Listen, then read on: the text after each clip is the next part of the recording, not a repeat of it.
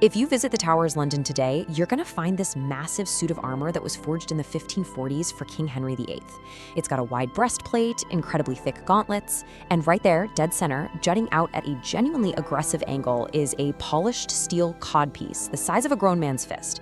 Now, as we'll see today, that piece of metal was absolutely not meant for protection. It was a message.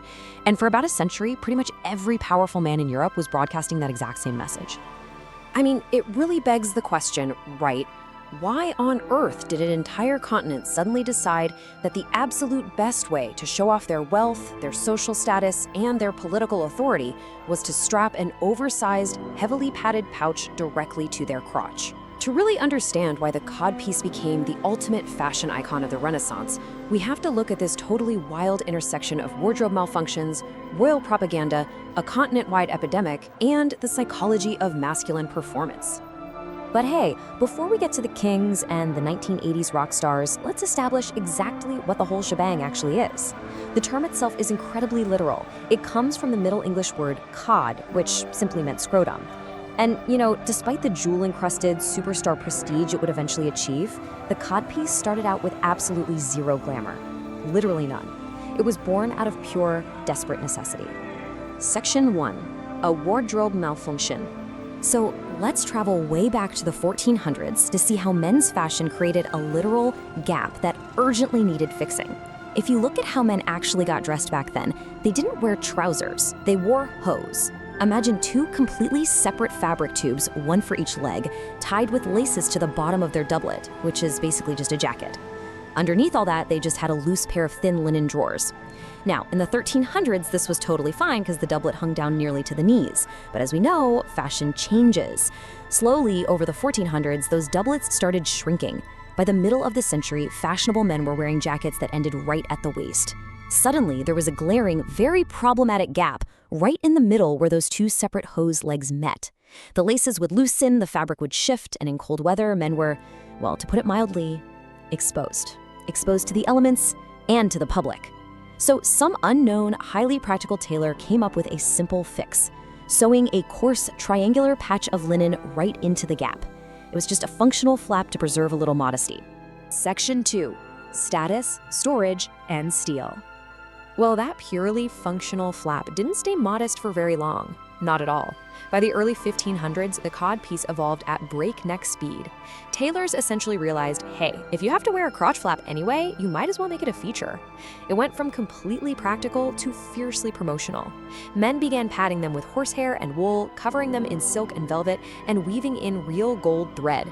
According to fashion historians, it was explicitly designed to suggest permanent arousal, and somehow this was completely socially acceptable. But it wasn't just an anatomical advertisement, it was practical too. It functioned as a pocket. Think of it like a personal safe strapped to the body for coins and handkerchiefs. The wealthier you were, the more elaborate it became. They'd even feature deliberate cuts in the fabric, a technique called slashing, just to show off the wildly expensive linings underneath. It even crossed into military gear. German and Swiss mercenaries, the famous Landsknechte, actually wore polished steel codpieces into battle that were angled aggressively upward. Section 3. Kings, Power, and Propaganda. Which brings us to the monarchs who turned this padded pouch into a supreme tool of statecraft. In 1509, Henry VIII utilized the codpiece to project desperately needed strength for his brand new Tudor dynasty. Take the famous Hans Holbein portrait of Henry, for example. Art historians always point out that Henry's codpiece is painted noticeably larger than those of other men at the time. The entire geometry of the composition is a masterclass in visual manipulation. The king's hands are framing his body, his sword belt is angled down, and the hilt of his dagger points directly at his crotch. Literally everything funnels the viewer's eyes straight down to this surrogate political weapon. He was broadcasting virility, sheer power, and the absolute promise that the Tudor line was going to continue. But here is the profound irony of it all, and it boils down to the number 6. Henry went through 6 marriages, utterly broke with the Catholic Church, and executed 2 wives, all in a desperate, failing pursuit of a healthy male heir. So that massive codpiece in his portraits and on his armor, it was pure, desperate visual propaganda. It was a loud visual argument that the king was incredibly fertile and capable of producing sons, even as his actual historical reality was proving the exact opposite. Now you might be thinking this was just a weird Henry quirk, but no way.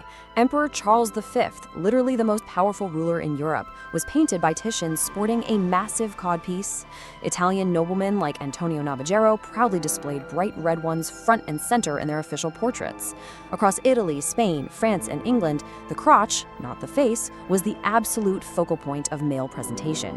The idea spread like wildfire. It was so deeply ingrained in the culture that even 5-year-old boys were dressed in miniature codpieces to visually train them for their future roles as powerful men. Section 4. The Great Pox Cover-Up. While kings were busy using it for propaganda, something much, much darker might have been driving its massive popularity at the exact same time.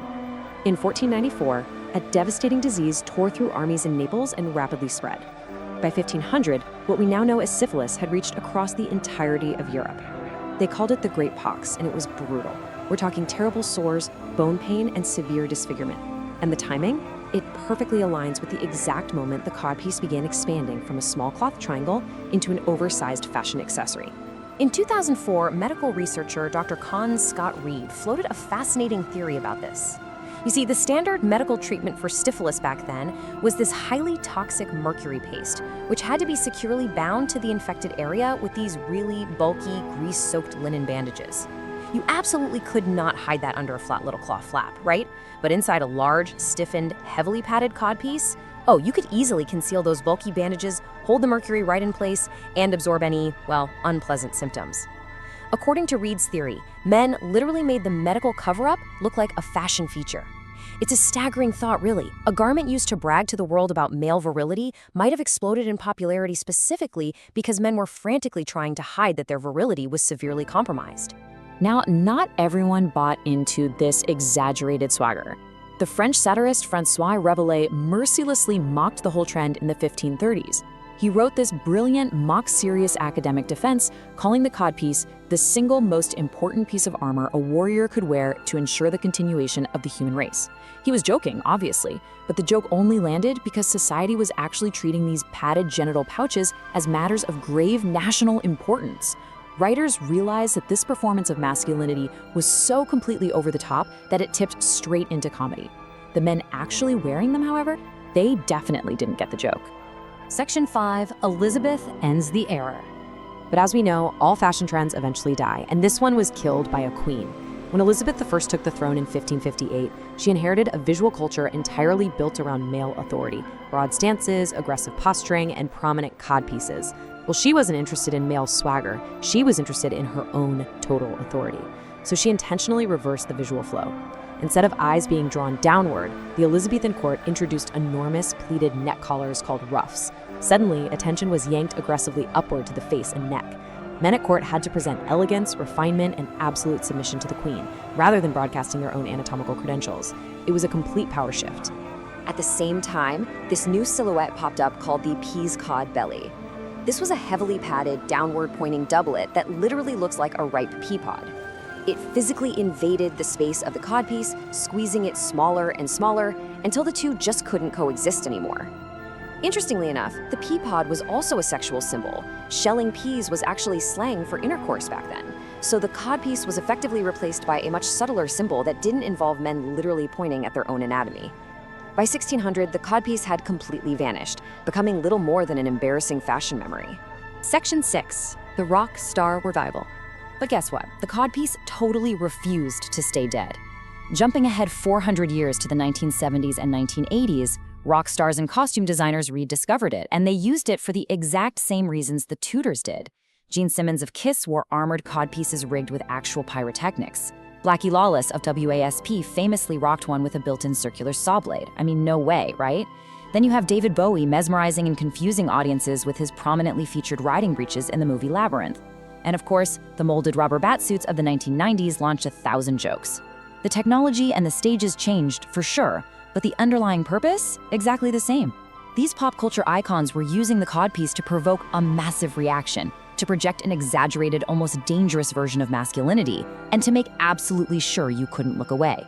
Which leaves us with this final thought for our explainer today. The materials shift across the centuries, but the underlying psychology is incredibly consistent. Every single generation finds a way to loudly perform masculinity and status through fashion and consumer choices. So, looking around at today's world of massive, oversized pickup trucks, insane luxury sneaker arms races, or flex culture fashion, what do you think is our generation's codpiece?